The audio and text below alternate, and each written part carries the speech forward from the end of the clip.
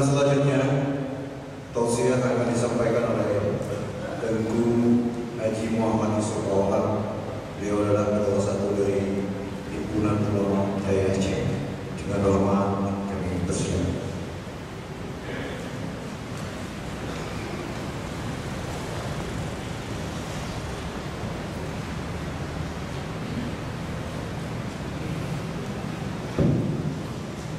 Assalamualaikum warahmatullahi wabarakatuh.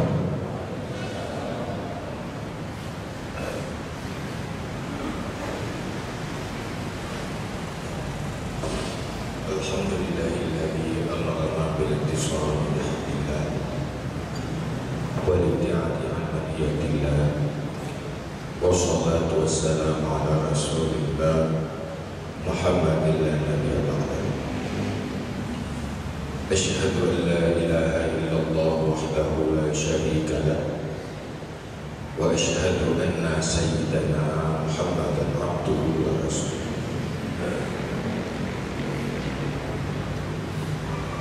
قال الله سبحانه وتعالى في القرآن الكريم وهو أصدق القائلين أعوذ بالله من الشيطان الرجيم بسم الله الرحمن الرحيم واصبر نفسك مع الذين يدعون ربهم بالغداة والعشي يريدون وجهه ولا تعد عيناك عنهم تريد زينة الحياة الدنيا ولا تطع من أغفلنا قلبه عن ذكرنا واتبع هواه وكان أمره فرطا. صدق الله العظيم. ربي اشرح لي صدري ويسر لي أمري واحلل عقدة من لساني يفقهوا قولي أما بعد. Setelah kita memuji Allah serta berselawat kepada Rasulullah Sallallahu Alaihi Wasallam, juga kepada keluarga dan sahabat-sahabat sekalian, berikutnya tidak lupa takzim penghormatan kepada panitia pelaksana acara zikir dan selawat pada malam ini di tempat yang mulia ini. Juga takzim penghormatan kepada seluruh para ulama yang sudah berhadir di sini, juga kepada seluruh para guru kita yang ada di halaqah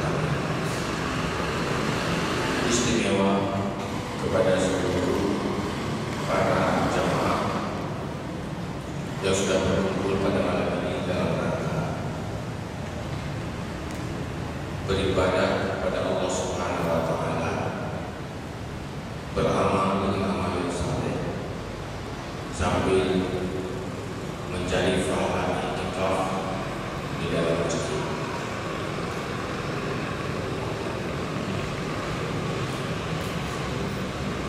Di saat kita berselawat, pertama lidah bergerak mengucap macam zikir dan salawat.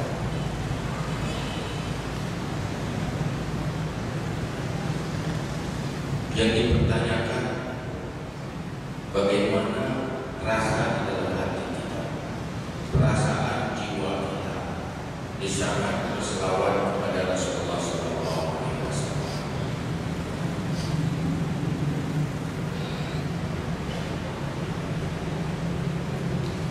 Tanya wajah dan selalu apabila tergambarkan profil Rasulullah SAW, bagian perjalanan perjuangan Rasulullah SAW, pasti di saat Anda berselawat sulit membendung air mata kesedihan dan keterharuan. Apabila di dalam dada iman berfungsi maksimal menyinari hati dan jiwa, pasti di saat teringat kepada sosok Rasulullah SAW, timbullah rasa cinta yang membara di dalam hati kepada Rasulullah. Di saat perasaan itu hilang, maka kita patut mempertanyakan fungsi iman yang kita akui selama ini, bahwa kita orang beriman dan menjadi umat dari beliau. Sebenarnya kita tahu kita jadi umat Nabi Muhammad SAW bukan atas perencanaan kita sendiri, bukan atas usaha-usaha yang gigih dengan bermacam pengorbanan yang kita korbankan untuk menjadi bagian dari umat Muhammad. Saya yakin yang berada di masjid ini pada malam ini, kita menjadi berstatus sebagai umat Nabi Muhammad tidak seperti para sahabat semacam Abu Dzar Al-Ghifari. Dia mencari beliau dari negeri yang jauh, mencari sosok Muhammad yang telah lahir di Makkah, hanya ingin mencari umat daripada Muhammad itu. Kalau kita tahu sejarah Abu Dzar Al-Ghifari, kita tahu bagaimana sejarah Sulaiman Al-Farisi dalam mencari iman dan berjuang untuk menjadi umat Muhammad dengan segala pengorbanan yang luar biasa. Tapi dengan rahmat Allah, tanpa ada modal besar, tanpa ada perjuangan besar, tiba-tiba tahu-tahu diri kita sudah jadi umat Nabi Muhammad. Kenapa? Karena kita dilahirkan lewat rahim-rahim umat Nabi Muhammad. Iman yang kita dapati, tahu-tahu kita dikatakan orang beriman karena ibu dan ayahanda kita orang beriman. Tanpa ada perjuangan, tanpa ada pengorbanan modal besar untuk mendapati diri sebagai umat Nabi Muhammad. Mungkin karena ini ada sebuah rasa tiada beruntung dengan status umat Nabi Muhammad karena hasil warisan. Biasanya kekayaan hasil warisan dari orang tua nilainya terasa kurang, karena untuk mendapati kekayaan itu bukan hasil perjuangan dan keringat sendiri, karena kekayaan yang diwariskan oleh orang tua. Mungkin beginilah mentalitas perilaku umat Muhammad di akhir zaman, yang jauh berbeda dengan perilaku umat Muhammad di generasi awal. Sehingga Abu Bakar, Sayyidina Umar pada suatu hari bertanya kepada Rasulullah, Rasulullah, bagaimana ini? Saya cinta kepada Rasulullah, saya sangat sayang kepada Rasulullah, ingin jangan sedetik pun jauh dari Rasulullah. Tetapi ketimbang kepada diri sendiri, lebih menyintai diri sendiri. Ketimbang anak kamu, mana lebih cinta? Saya lebih cinta kepadamu ya Rasul ketimbang anak saya sendiri. Saya lebih cinta kepadamu ya Rasul ketimbang orang tua saya sendiri, keluarga saya sendiri, ketimbang dirimu sendiri. Bagaimana? Untuk diri saya sendiri, saya lebih cinta pada diri saya sendiri ketimbang cinta kepada Rasulullah. Oh, itu belum benar-benar cinta. Harus lebih cinta kepada Rasulullah ketimbang cinta kepada diri sendiri. Itu baru benar-benar cinta, dan wajib umat Muhammad cinta kepada Rasulullah.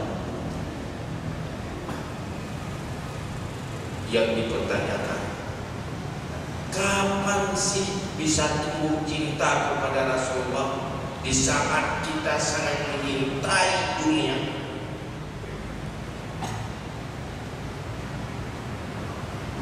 Kapan bisa mampu menyintai Rasulullah? Di saat kita masih menyintai nikmat dan fata morgana.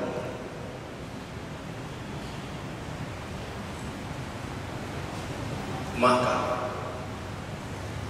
dalam acara zikir dan selawat,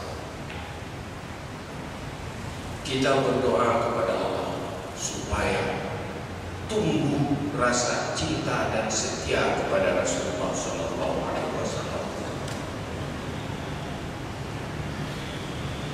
Sebaliknya, sangat berbeda Rasul terhadap kita dengan kita terhadap Rasul. Tidak diragukan lagi, Rasulullah sangat menyintai kita. Di saat menghadapi sebuah peristiwa besar, yaitu wafat dan kematian Rasulullah, di saat menghadapi peristiwa besar untuk pribadi Rasulullah yang teringat hanya kepada umatnya, kita semua tahu bahwa saat-saat Rasul meninggalkan dunia ini untuk selama-lamanya, keluar ucapan dari lidah beliau, ummati, ummati, umatku, umatku. Tidak ada ucapan. Rasulullah punya anak, tapi di saat menghadapi sakratul maut, peristiwa yang tiada lebih besar untuk seorang manusia dalam hidupnya selain daripada menghadapi kematian, tapi tidak terucap anakku, anakku. Beliau tidak mengkhawatirkan anaknya. Beliau punya anak. Rasulullah punya cucu. Hasan Husain cucu. Biasa seorang nenek menyintai cucu. Tidak ada ucap, cucuku, bagaimana nasib cucuku? Tidak. Tetapi umat yang dikhawatirkan oleh Rasulullah kita. Kekhawatiran Rasulullah terhadap nasib kita jauh lebih besar dari kekhawatiran kita sendiri terhadap nasib kita sendiri. Diakui atau tidak?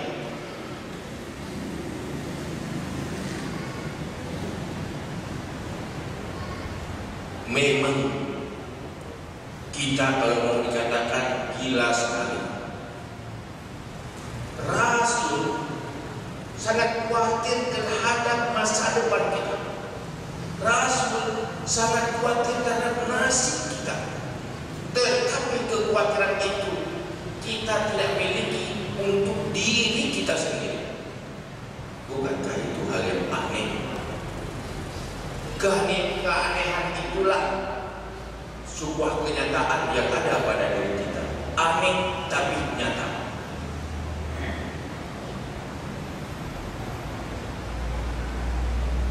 Kenapa?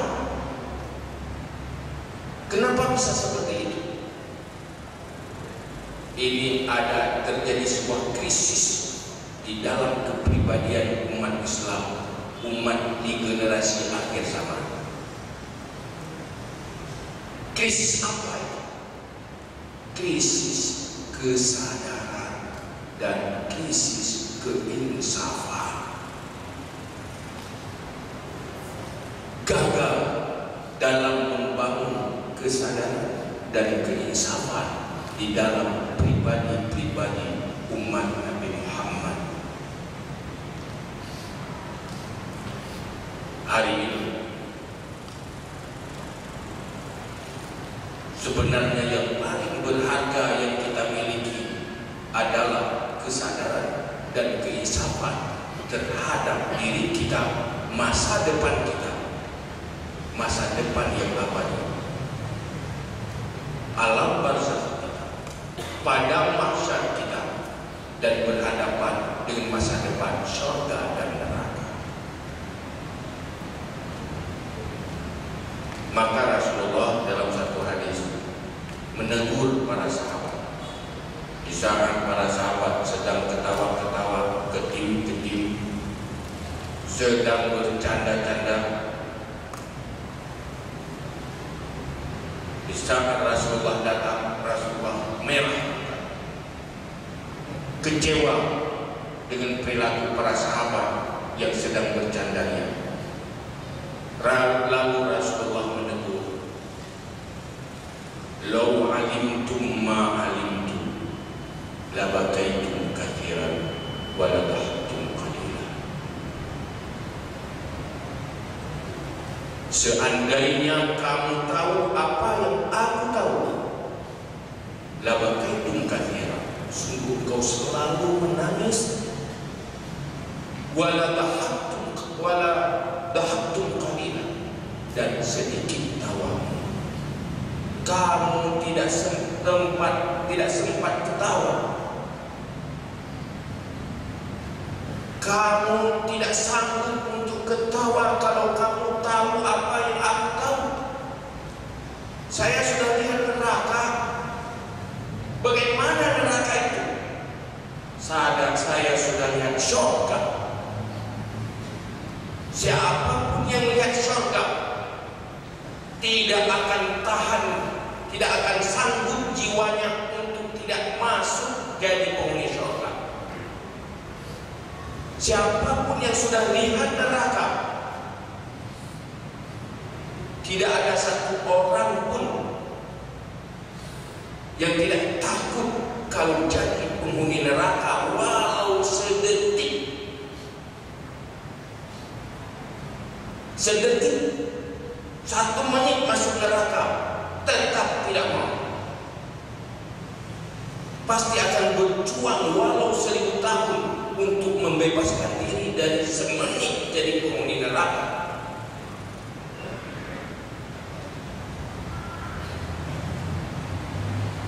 Di saat itulah turun ayat menjadi asbabun nuzul bagi ayat alam yakni lil ladzina amanu an takhsha'a qulubuhum li dzikrillah. Allah menegur lewat ayat alam yakni lil ladzina amanu an takhsha'a qulubuhum li dzikrillah. Apakah belum waktunya? Apakah belum tiba saatnya bagi orang-orang yang beriman untuk khusyuk dalam hatinya berzikir kepada Allah? Kapan lagi kalau bukan sekarang untuk khusyuk dan insaf agama kepada Allah?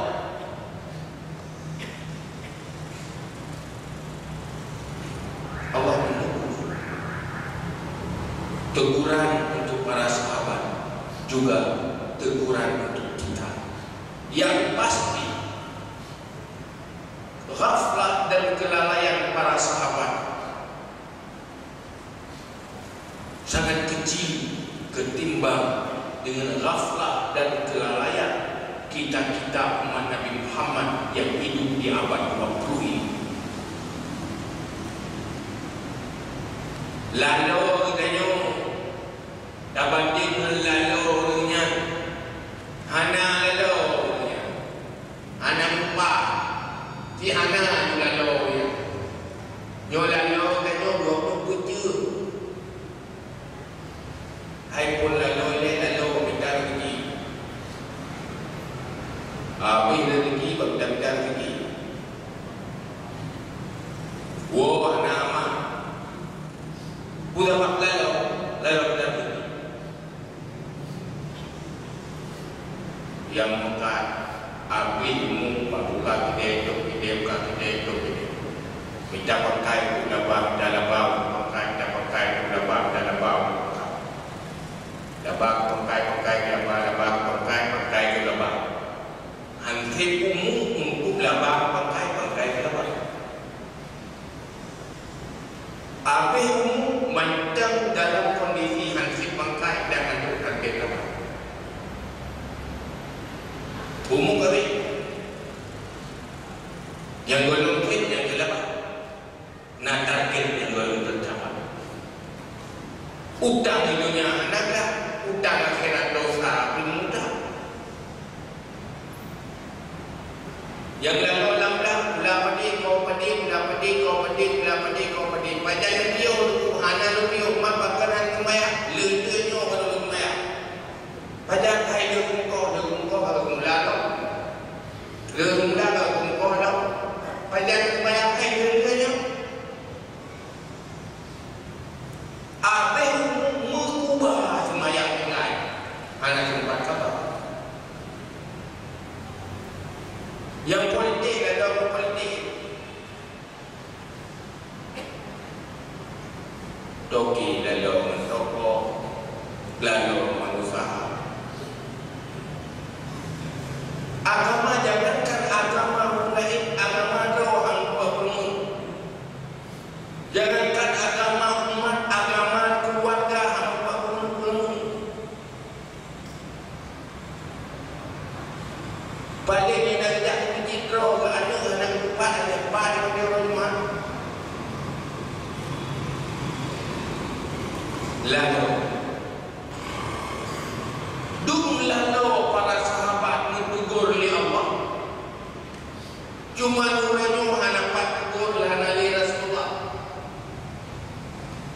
hana li bukan ayat Rasulullah baru lain hana li bukan wahyu baru lain kasih wahyu yang kena teguran katanya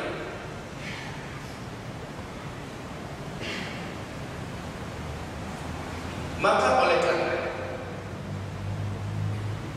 sa posisi dah selesai perlu gelakkan lahir sa posisi alhamdulillah pakai terus penurunya dan teteh ma turun gelap ya turun gelap ma turun iman ya turun iman kaki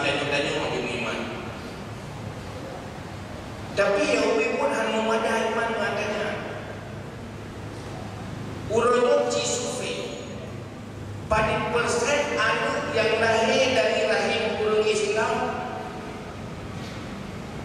yang karaya yang golonglah iman. Hasil ilmu tauhid dalam ukuran pendiri. Jangankan ke Rasulullah, Tuhan golong itu dah harap itu cinta ke Rasulullah.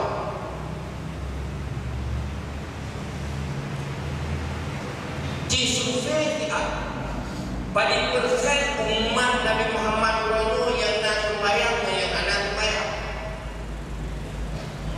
Munyok survei secara pribadi untuk Tuhan. Persentase yang tak sembahyang lebih raya dari persentase untuk sembahyang. Yang umat Nabi Muhammad namanya. Peringati mulut ikut yang hanya sekedar mengurut penyuruh. Mengatakan tahu penyuruh, kata dia penyuruh dia, kata dia penyuruh dia. Masalah apa ni dia kata lewat dengan penyuruh.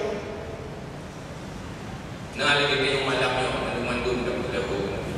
Boleh kita tahu mandum penyuruh. Kalau tahu lewat penyuruh malu penyuruh. Anak buih yang penyuruh ni. Yang pada ganti bodoh pikiran ingat tu kan kena beli kebu kengke di mana masih hidup. Jadi kena lewat mulut fungsi hanya ajak untuk korban mana mengejek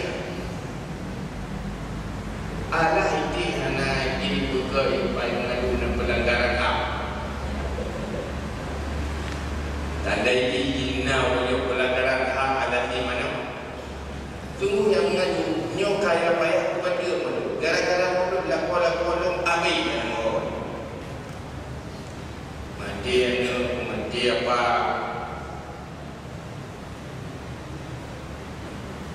Substansi dari mulut ada. Mestilah buat kita ke Rasulullah.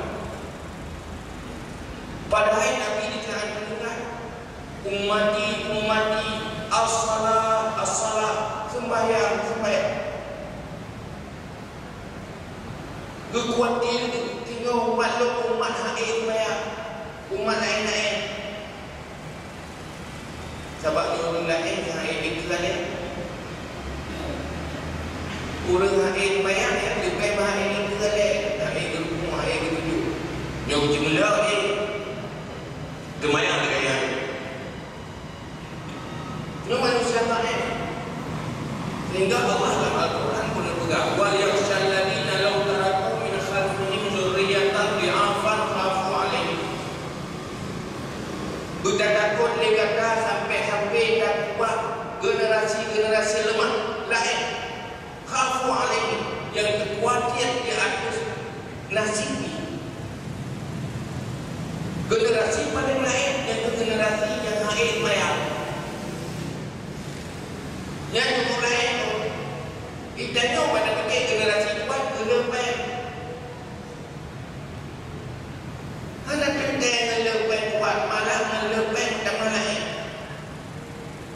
buat dia anak baik dia kasih berarti susah hukum sabar namanya macam dikir tadikan dia ganti buat dia kaya kemaya artinya buat makin kaya makin lain kaya kemaya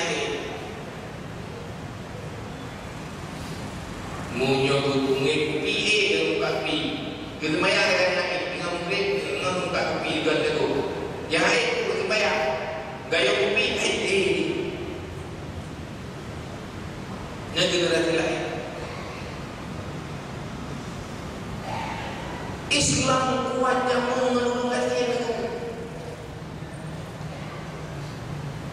Hana alasan, hana ekonomi, gagal Islam. Hana alasan, hana paju gagal Islam. Nabi Daud sendiri jaga euro nak paju makanan. Yang kaya euro nak paju buku yang kaya. Ahlu Sufa yang dipuja oleh Allah. La yastati'una darban fil ardh ditangkap kalau sufanya lewat kanan kiri ada sufa dia pikir orang kaya-kaya tak pakaian orang kaya ta'affuf aifah hana pernah mengadu diri belum kali hana empat baju tapi kondisi karena hana empat baju makanan kondisi kanya la yastati'una dharban fil ardh tidak mampu melangkah berjalan di atas bumi la hana makanan tapi hana bio-bio masirayu Rasulullah buat geber Rasulullah ketenaya wahyu gafai yang takut hana kewafai wahyunya gadah ilmu gadah Al-Quran kena hadis gafai hadis mangat lara ilmu agama hana baik-baik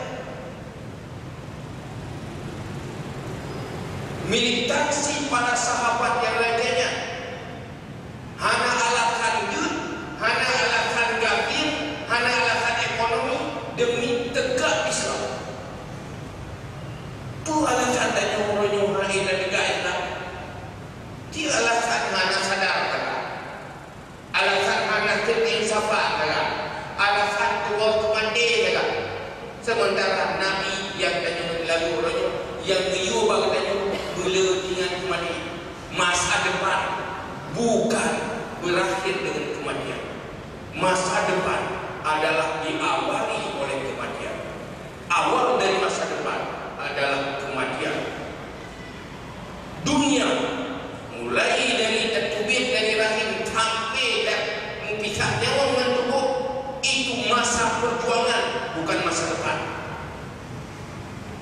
sabar di dalam perjuangan dan beban dan pahit perjuangan urutnya Islam butuh manusia-manusia militan untuk bela Islam setia kepada Rasulullah berarti setia kepada Islam urutnya tanya hadir kepada Islam karena cinta kepada Rasulullah berarti cinta kepada Islam Islam urutnya menangis Islam urutnya menjerit ila kaimat tuwa umat Islam dengan dada yang cerah dengan dada yang cerah sehingga hendak bela Islam malah gara-gara pen hijau upah musuh Islam kurang Islam untuk serang Islam bahkan orang Islam diserang Islam pedang syariat dikontroversikan bukan kontroversial yang banyak orang Islam sendiri cocok upah musuh Islam ada mereka kayu lebih upah di kau alasan demi ekonomi dan kebutuhan hidup rela hancur Islam sangat berbeda dengan generasi para sahabat hari ini butuh orang yang lagi roh untuk bela Islam berselamat namun yang cinta ke Rasulullah yang teruskan perjuangan Rasulullah baik inang mulaka gedaftar diri roh long tirau untuk putin agama di jalan pulang di belakang agama tuba lil ghuraba alladhi la yu'minu ma amatahu nasu sunnah alangkah bahagia bagi orang-orang yang dianggap aneh dikontroversikannya tetapi tetap berkudik sunnah lu di saat manusia ini. Semoga hanya yang hadir malam ini pasang niat hati, pasang cita-cita mulai udip lum dan mati lum bersabar lagi yang mengaku letak ucap takbiratul ihram letak ucap takbiratul ihram itu maya sampai tak inna salati wa nusuki wa mahyaya wa mamati lillahi rabbil alamin sembahyangku ibadahku udahlah dan matilah untuk Allah semoga Allah beri taufik hidup yang bermakna adalah hidup berjuang